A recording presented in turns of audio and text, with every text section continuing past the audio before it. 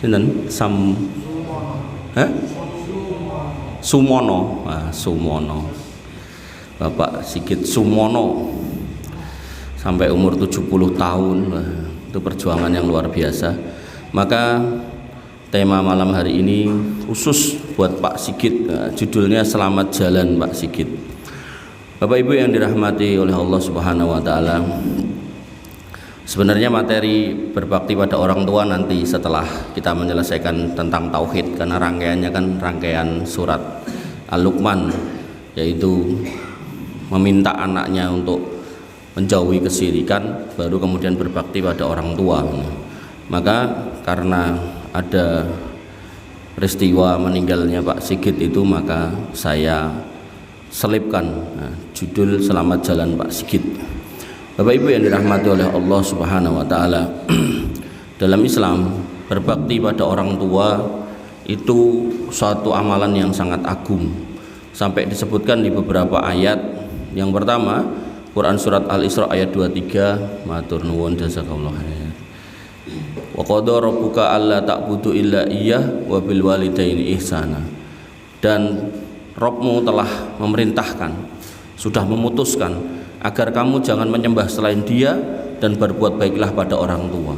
Jadi secara urutan itu perintah ini urutan kedua setelah berbuat tauhid atau mengerjakan ketauhidan. Makanya berbakti sama orang tua ini nggak boleh dipisahkan dari seorang hamba. Jadi nggak ada ceritane ngomongnya ngaji tapi kalau wong tuane kok kasar, itu nggak boleh ada. Ngomongnya ngaji untuk hidayah, tobat, tapi karo pake kafir kowe Pak. Lah ngopo? Lah ora jamaahan karo aku. Enggak boleh kayak gitu. Artinya kalau ada nganti kayak gitu, nah kita harusnya niku punya respon, iki ngajine bener apa ora to iki jane. Sing diwaca apa sing dipelajari iki apa to jane. Ada orang-orang kayak gitu ada. Baik yang tenetan mereka atau yang lainnya, kelompok lain ada. Jadi dia melihat bapaknya itu polisi atau tentara, anaknya itu belajar Islam garis keras itu, yang mana menyebut Indonesia negara kafir, tauhid, bapaknya yang polisi atau tentara itu diarani antek tauhid, dikafir. Ada yang kayak gitu. Maka gak mungkin itu ngaji kok hasilnya ngono, itu gak mungkin. Kemudian pada ayat yang lain An-Nisa 36 Allah mengatakan wa'budullah wa la tusyriku bihi syai'a wa bil walidaini ihsana.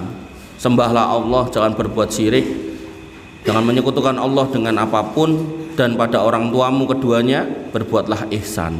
Kemudian pada Luqman ayat 14 ini yang menjadi pembahasan besar kita, yang panjang belum selesai dan insya Allah akan terus berlangsung sampai selesai, yaitu Allah mengatakan aniskurli wali walidaika ilayyal masir. Bersyukurlah kepadaku Allah dan kepada kedua orang tuamu. Jadi kita sebagai manusia diminta untuk selalu bersyukur kepada Allah juga kepada orang tua, karena kita sudah diopeni, dijaga dari kecil sampai akhirnya kita bisa cari makaryo sendiri, mencari nafkah sendiri. Bapak Ibu yang dirahmati oleh Allah Subhanahu wa taala, dan dalam sebuah riwayat disebutkan bahwasanya bakti sama orang tua itu termasuk amal yang paling dicintai oleh Allah Subhanahu wa taala setelah sholat. Jadi ada tauhid, kemudian tauhid itu citranya atau bentuknya, eksekusinya adalah salah satunya sholat. Jadi nggak mungkin wong bertauhid kok ora sholat, itu nggak mungkin gitu kan. Aku bertauhid ora tahu berbuat syirik, ning ora tahu sholat. Niku ketoke kok aneh ngoten. Aneh ngoten niku. Ini sama aja kayak jenengan gadah garwa, aku cinta mbek kowe, tapi yo cinta karo tangga sebelah iki ngono. Iki aneh ngoten niku.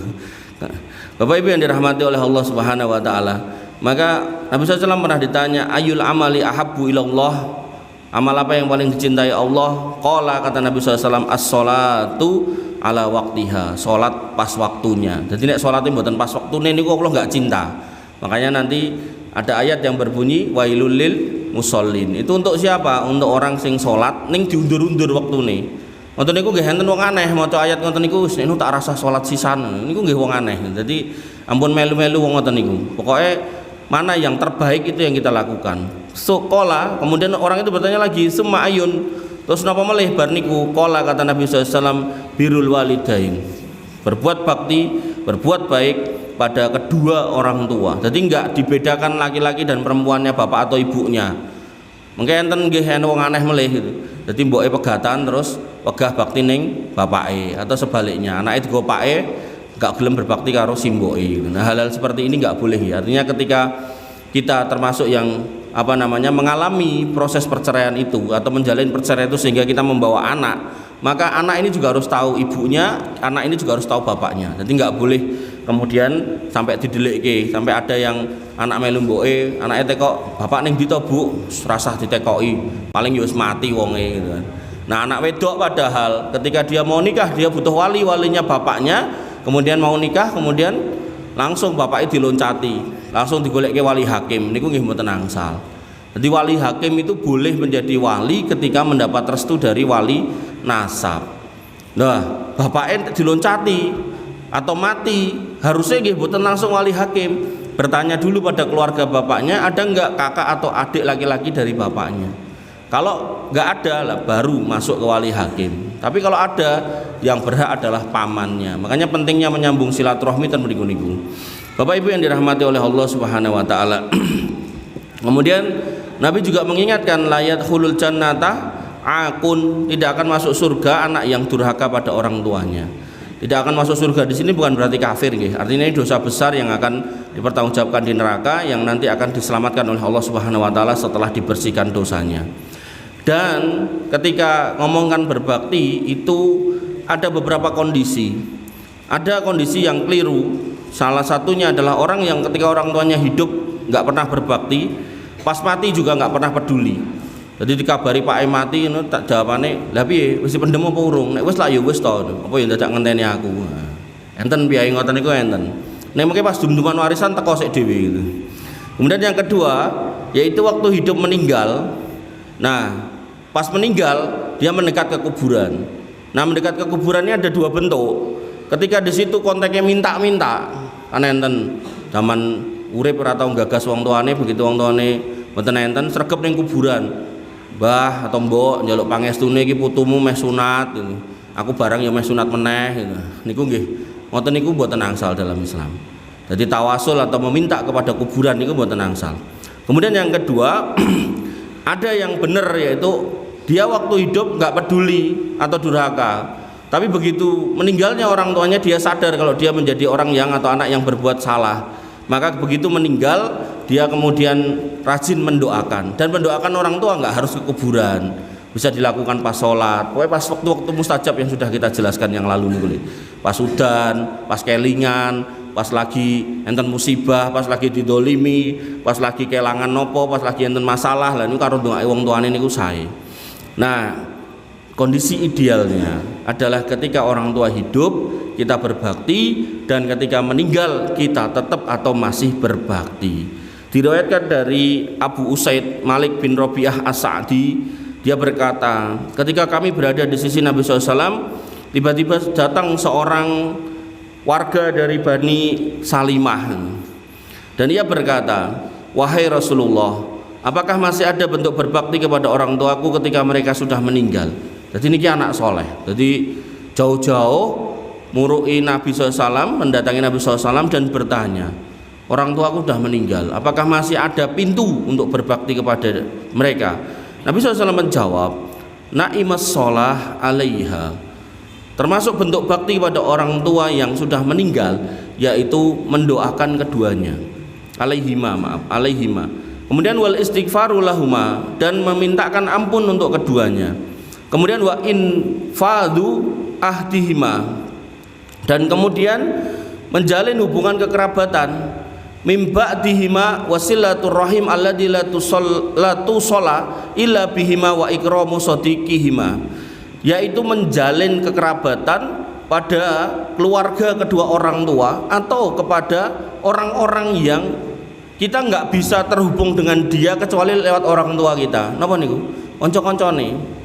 Jadi misal makanya kula niku nek pengawasan ten budi-budi niku kula nek terus bar niku panggih Pak kula tak tekoki. Kula tekoki, Pak, anu apa namanya? Kula kok ngasi kajian ten mriku niku. Enten rencang napa mboten ten mriku. Oh, kae ya. Dadi mengke nek kula diundang melih mriku nggih kula tangleti. Pak niki pundi? Oh, pun mboten enten. Pak kula nggih kan seangkatan Pak Sigit rada sepuh melih ngoten. Nah, maka kewajiban atau termasuk bentuk bakti anak itu adalah mendoakannya, kemudian memintakan ampun. Jadi doa ini doa yang baik-baik, memintakan ampun ini wabil khusus, minta supaya diampuni dosanya. Nah kemudian memenuhi janji-janjinya, barangkali pernah punya janji dan seterusnya. Maka selanjutnya yang keempat yaitu menyambung silaturahmi kepada keluarganya. Jadi kadang itu ada keluarga jauh gitu kan, kenalkan. Karena kalau nggak kenal ya nanti ketemu ya cuman papasan bablas tok gitu, nggak pernah tahu ini siapa gitu kan. Nah kemudian termasuk yang kelima adalah menyambung lagi hubungan yang kita nggak pernah terhubung kepada orang-orang itu kecuali lewat orang tua kita, sehingga itu bentuk bakti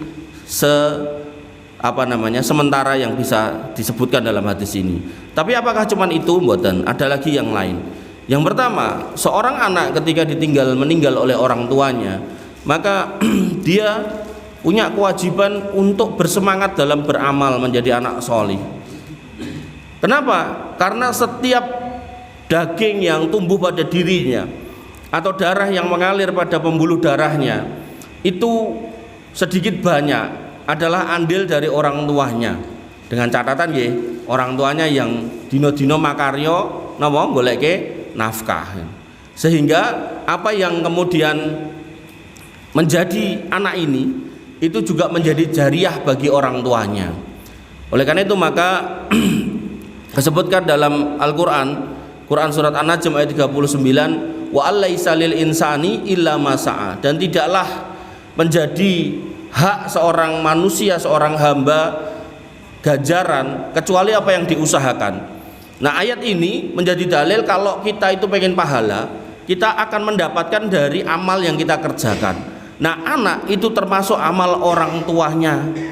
Artinya anak itu bisa gede itu karena ya dipakani wong tuane zaman cilik, termasuk dipakani mboke waktu ning jero perut itu, dikasih makan sesuai yang dia mau. Kadang jaluke mboten pas ngepasi musime, orang musim pelem jaluk pelem gitu kan, orang musim duren jaluk duren gitu kan. Mergone pas musim niku musim blimbing radoyan blimbing ya, gitu. Maka itu dilakoni untuk kemudian membuat kehamilan itu menyenangkan, sehat, akhirnya lahir, diberikan susu, apakah air susu ibu ataukah ditukokke kan, semua penuh usaha untuk ke situ kan. Termasuk kalau air susu ibu tapi ini nggak pernah dikasih gizi yo, air susunya juga nggak keluar gizi. Maka Nabi SAW bersabda, inna adyaba ma akaltum min kabsikum wa inna auladakum min kabsikum. Sesungguhnya sebaik-baik makanan yang kalian makan adalah makanan dari hasil usaha kalian, dan anak-anak kalian merupakan bagian dari usaha kalian. Jadi yang kita makan itu bagian dari usaha kita, dan yang dimakan anak kita terus jadi anak kita itu ya bagian dari usaha kita. Sehingga enggak kontradiksi dengan Quran surat An-Najm ayat 39 tadi. Artinya anak niku bagian dari usaha jenengan, yang kalau dia beramal baik, jadi anak baik, jadi anak soleh, panjenengan bakal kecipratan pahalanya.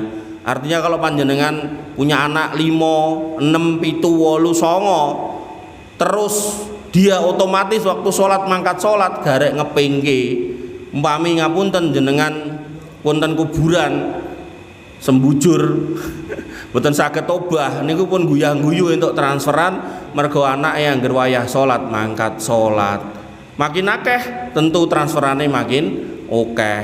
Sematan ugi urusan dunia kan ngoten to, anake 7, 8, 9 ning pangerten kabeh ora usah dadak takok didit ora mbok nus transferi. Nek ora transfer yo ngirimi napa beras napa ndok sak piturute. Tapi nek anake akeh tapi yo ora pangerten gitu kan. Ala kok dadak dijaluki gitu kan, mungkin nganti kaliren ya malah ranggagas gitu kan. Termasuk juga ketika si anak ini nggak soleh, nggak ada gunanya gitu. Makanya dalam konteks anak, monggo anak banyak itu Nabi seneng gitu kan. Tapi di antara semua kebanyakan itu kita harus kemudian menciptakan anak yang soleh gitu. Karena mungkin ada orang yang qadarullah punya anaknya nggak banyak gitu, nggih. Bapak Ibu yang dirahmati oleh Allah Subhanahu wa taala. Kemudian berikutnya tadi sudah disinggung di depan, yaitu mendoakannya. Jadi mendoakan ini luas, bisa meminta selain ampunan atau secara khusus tadi disebutkan di hadis di depan, yaitu meminta ampunan. Dan dongane mboten sing aneh-aneh.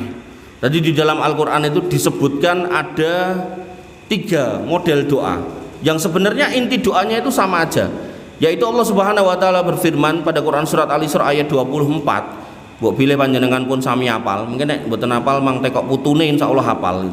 Wa qur rabbirhamhuma kama rabbayani shaghira. Ya Allah, rahmatilah mereka berdua dan ampunilah dosa mereka. Di sini rahmatilah mereka berdua kama rabbayani shaghira, sebagaimana mereka dulu rabbayani mengurusi aku waktu kecil. Nah niku nek biasa diajarke ten TPA Robbi firli wali walidayya warhamhuma kama rabbayani shaghira, sami mawon. Jadi ini ayatnya kemudian menjadi doa itu, nggak apa-apa. Artinya secara redaksi nggak bertentangan, malah ditambahi minta ampun untuk dirinya, orang tuanya, dan minta rahmat untuk orang tuanya. Dan rahmat ini maknanya luas. Kalau orang tuanya masih hidup ya diberi kesehatan, diberikan kecukupan, diberikan hidayah wabil khusus. Kalau orang tuanya sudah meninggal ya dijembarke kubure. Kalau nanti menghadapi hisab ya diringankan hisabnya, diberatkan mizannya. Kalau nanti menghadapi sirat ya dimudahkan di atas siratnya. Kalau nanti menghadapi syafaat ya maknanya ya bisa mendapatkan syafaat Nabi SAW. Maka luas. Dan ini doa yang sangat apa ya istilahnya, pendek dan gampil gitu loh, bukan sing dawa tur angel gitu. Karena enten donga tertentu niku dawa banget gitu kan enten. Nah maka ini enggak, cuman segitu tok. Makanya kalau kemudian setiap anak ini enggak mau ndongake wong tuane itu sungguh-sungguh istilahnya apa ya, keterlaluan gitu loh. Kok yo ra gelem nyempatke rakyatan sedelok. Nah, kemudian doa yang berikutnya yang kedua ada pada Quran surat Nuh ayat 28 yang berbunyi Robbi firli wali walidayya. Ya Allah ampunilah aku dan kedua orang tuaku, waliman dakhala baitiya mu'mina walil mu'minina wal mu'minat, dan siapapun yang memasuki rumahku dengan beriman dan semua orang yang beriman laki-laki dan perempuan. Jadi di sini sama, cuman bedanya yang di depan adalah Robbi firli. Makanya tadi digabungkan Robbi firli wali walidayya warhamhuma kama rabbayani shaghira. Kalau yang doa yang pertama tadi kan wa qur rabbirhamhuma kama rabbayani shaghira. Nah, pada ayat ini Robbi firli wali walidayya. Jadi ada Robbi firli wali walidayya. Ini dia digabung jadilah doa sing diajarke ten lare-lare TPA niku. Robbi firli wali walidayya warhamhuma kama rabbayani shaghira. Gampil insyaallah. Bapak Ibu yang dirahmati oleh Allah Subhanahu wa taala. Kemudian ada surat Ibrahim juga disampaikan atau diajarkan oleh Allah Subhanahu wa taala doa yang sangat mirip. Rabbana firli wali walidayya walil mu'minina yaumat yakumul hisab. Ya Rabb kami, ampunilah kami dan ibu bapakku dan semua orang yang beriman pada hari diadakan perhitungan. Cuman dalam konteks Nabi Ibrahim, karena bapaknya ini kafir, maka doanya enggak sampai ke bapaknya, mboten tekan gitu. Maka doa-doa ini dalam konteks kaitannya dengan pelajaran kita minggu lalu terkait dengan tema Natal, maka doa-doa ini hanya bisa diucapkan atau boleh diucapkan dari anak yang muslim kepada orang tua yang muslim. Jadi kalau ngapunten orang tuanya niku mboten muslim, maka tidak boleh mendoakan orang tuanya. Kenapa kok anak ini butuh atau harus mendoakan orang tuanya? Karena Nabi SAW mengkonfirmasi doa seorang anak itu berimbas, berefek pada orang tuanya, dan itu sing paling bener. Jadi di sini ini disebutkan ayat hadis harusnya kita niku fokusnya ten niku mawon, mboten usah grambyang ten pundi-pundi. Kok baru dijelaske ngene kok terakhirnya kesimpulannya napa? Golek kembang, kesimpulannya golek kendil, golek degan. Mboten enten niku. Nggih. Dadi niki mawon jenengan cukupke insyaallah murah, meriah, leres, lurus, malah makbul, kabul, manfaat gitu. Tapi nek sing maneka warna nika malah mboten enten dalile, mboten enten contone. Kata Nabi SAW, mboten kanggo man amila amalan falaisa lahu amruna fahuwa raddun. Nglakoni amalan ra tau tak contokke ya ora kanggo lho, ngoten. Malah ngoten niku, malah ngentekke duit gitu kan, buang-buang waktu gitu kan. Nah, maka Nabi SAW menyebutkan kenapa seorang anak perlu mendoakan orang tuanya. Nabi bersabda, inna rajula la turfa'u darajatuhu fil jannah fayaqulu anna li hada fayuqalu bistighfari waladika laka. Ada seorang hamba yang harusnya itu dia masuk surga di level tertentu. Insya Allah Pak Sigit niku masuk surga level tertentu. Neng kok gandeng warise niku rajin dongake istighfar. Nah, diunggahke kali Gusti Allah. Diunggahke kali luwih dhuwur gitu kan. Dan kemudian dia bertanya, "Anna li hada, kok saged kula minggah ten mriki?" Gampangane ora tau kuliah kok ngerti dikei ijazah sarjana nek ten donya. Ini munggah. Jadi surga niku bertingkat-tingkat. Munggah. Kata Allah Subhanahu wa taala, fayuqal, kemudian dijawab bi istighfari waladikalaka, karena anakmu rajin istighfar. Ndak istighfarin apa Mas? Wow le, Rabbi firli wali walidayya warhamhuma kama rabbayani shaghira. Pun niku mawon.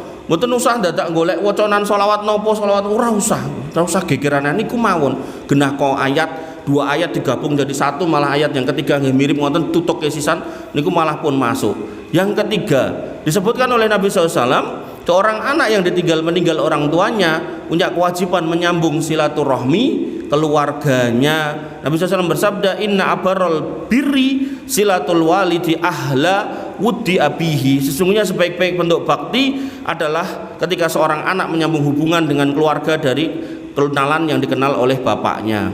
Dalam riwayat lain dikatakan Nabi SAW bersabda, man ahabbu ayyusila abahu fi qabrihi falyasil ihwana abihi ba'dahu. Siapa yang ingin menyambung ayahnya di kuburan, artinya menyambung kebaktian, jadi dianggap anak bakti walaupun bapaknya sudah nggak ada, maka hendaknya dia menyambung pada teman-teman bapaknya dulu waktu hidupnya.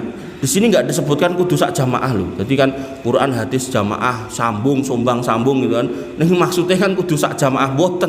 Niki sak eneng-enenge kanca. Ning tentu kanca sing apik nggih, kanca salat, kanca ngaji ngoten niku.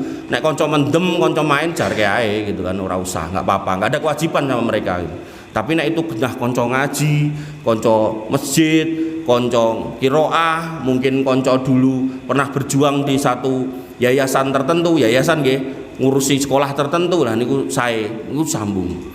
Bapak Ibu yang dirahmati oleh Allah Subhanahu wa taala, termasuk sebagian orang yang gagal paham ketika ibunya meninggal seolah-olah sudah kehilangan ibu, berarti wis ora iso bakti ning mboke, atau kemudian bapaknya sudah meninggal seolah-olah sudah nggak punya bapak. Maka Nabi SAW mengatakan dalam sebuah hadis, yaitu al-khalatu bimanzilatil ummi, yang namanya adik perempuan atau kakak perempuan dari simbok, itu namanya khalah.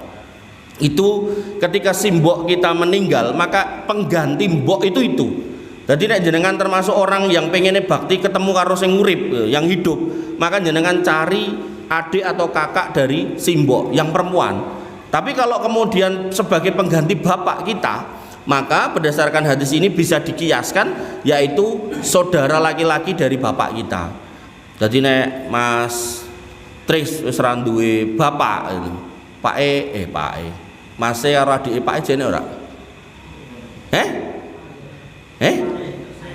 Adine isih enek niku. Berarti gantine Pak jenengan niku. Ngoten nggih. Ya artinya kalau jenengan dulu berbakti sama bapak jenengan zaman dulu gane men malam minggu ngekeki gula teh, ya berarti diganti ning gone Pak Lek niku wau. Wong Pak Lek kuwi pelit banget iki. Ora usah dipikir ngoten niku. Wong tuwa pelit nggih enten kok, ora usah. Jadi kewajiban bakti kita kepada saudara. Kalau laki-laki ya, kalau bapak ya kepada yang laki-laki, kalau ibu ya kepada yang perempuan. Ngoten nggih. Jadi jangan sampai kehilangan kefahaman tentang ini. Kemudian yang keempat, dibolehkan seorang anak itu bersedekah atas nama bapaknya. Kados yang lalu kula dumi buku dikir niku toh, ten mriki pun toh. Nah, niku kan enten stempele niku. Nah, itu dari anaknya bapak itu gitu kan untuk panjenengan. Jadi anaknya merasa wah kelingan Pak gitu kan, ya wis tak tukokke kuwi terus dititipke kula kan ngedumke gitu.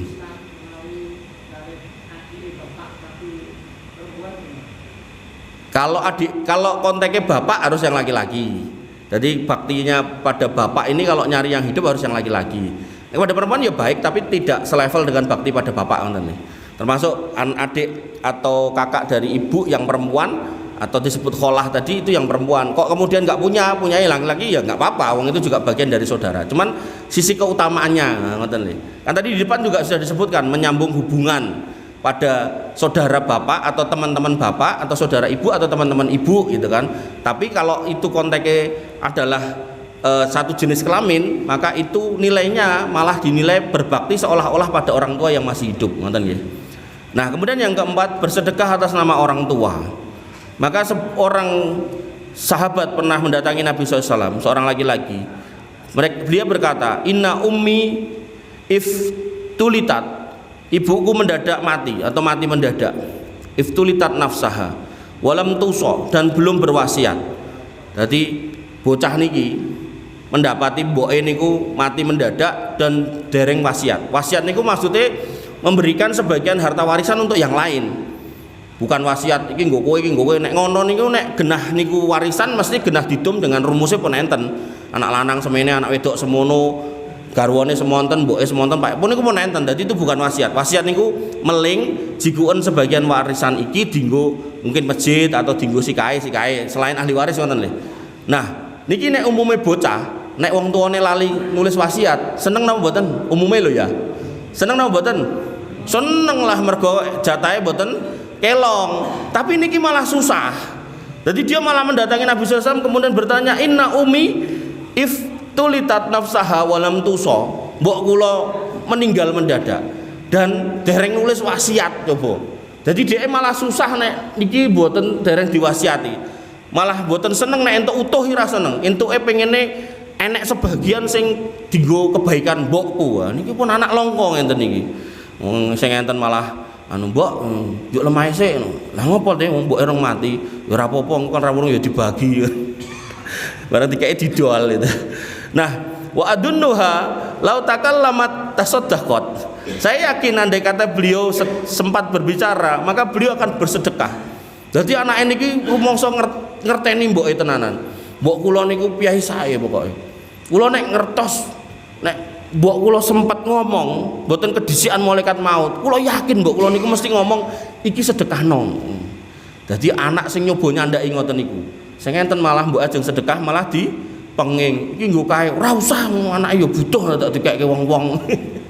Nah, maka di sini disebutkan afalaha ajrun. Maaf. Wa adunu lahu takallamat tasaddaqat afalaha ajrun. Apakah beliau akan mendapat pahala ketika apa? In tasaddaqtu anha. Ketika harta warisan tadi tak ambil kemudian tak kasihkan atau tak sedekahkan sebagian, mboten semua nggih, sebagian. Qala kata Nabi sallallahu alaihi wasallam, "Na'am, tasaddaq anha, sedekahkan untuknya." Mung secara fikihnya karena yang punya harta yaitu si simbok ini mboten meling, mboten wasiat, maka secara fikihnya harta warisan ini didom dulu, baru yang disedekahkan yang menjadi hak milik dari yang nanya ini. Dong mboten. Jadi jangan sampai harta warisannya dipotong dulu lah, sisane lagi didom wong sing duwe pun mboten enten. Jadi jangan ngaku-ngaku napa enek wasiat gitu kan. Jadi jangan sampai seperti itu. Nek niku secara fikih keliru. Yang benar ketika memang benar-benar lupa, maka yang bertanya ini atau anak yang lain yang ngersake sedekah tinggi wong tuane silakan setelah sudah dibagi. Ngoten nggih. Nah, kemudian disebutkan pada riwayat yang lain ada seorang sahabat yang bernama Sa'ad bin Ubadah. Waktu itu ibunya meninggal dunia, tapi niki mboten mendadak. Tadi mendadak dan dia yakin ibu ini mesti sedekah. Nek niki mboten. Nah, kemudian ketika saat tidak di rumah waktu ibunya meninggal itu, maka saat kemudian mendatangi Nabi SAW dan bertanya, "Ya Rasulullah, wahai Rasulullah, inna ummi tuwfiyat, ibuku meninggal. Wa ana ghaibun anha, dan waktu meninggal niku kula mboten wonten. Ayan fa'uha sayun in tasaddaqtu biha anha." Apakah bermanfaat apabila saya bersedekah sesuatu untuk nama beliau? Jadi kalimat ini bukan berarti menunjukkan dari warisannya, bukan. Mungkin hartanya sih saat sendiri. Sehingga nanti dalil yang depan tadi boleh diambilkan dari jatah warisannya. Yang kedua ini boleh diambilkan dari harta mana aja. Karena kan ada orang tua yang meninggal boten enten tinggalan. Jadi bener-bener duwe untuk didumke kan enten. Qala kata Nabi SAW, "Na'am." Iya, boleh gitu kan. Maka ini menjadi dalil orang tua itu boleh disedekahi dengan nama beliau dengan harta dari sumber manapun. Apakah dari warisan yang beliau kasih boleh, apakah dari duit anaknya boleh, apakah dari mantunya nggih boleh. Artinya ngeten, misal nggih Bu njenengan gitu kan. kelingan Pak mboke gitu kan, etoke Pakku mbokku mbiyen amale biasa-biasa wae, terus jenengan gadah garwa kok lomo kaya Mas Tris kandhani, Mas Pakku mbok yo ditukokke apa ngono kok gen iso dadi amal jariah nggo Pakku. Ya wis siap ngoten niku. Jadi enggak harus harta si mayit ini